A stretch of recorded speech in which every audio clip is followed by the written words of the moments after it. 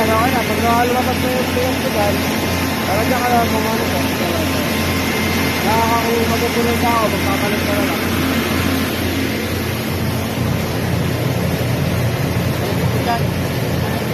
Ito ko yung kanina. Eh, yung sabi ng bigas na yan, dyan lang umukha ng siyang darak.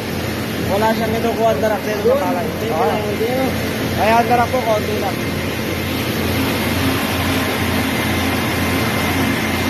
Bakit ako nabunita ako? Gawa siya eh. Hindi ako pangalita. Oo, pag puruin sa ako, tapos pinakabamba. Sarap lang eh. Pagka atin, may sarabo na to, kaya lang tutulog dyan, ano? Awin mo nga ito. Wala na ito, may mabato. Nag-report ko lang, tapos open mo na.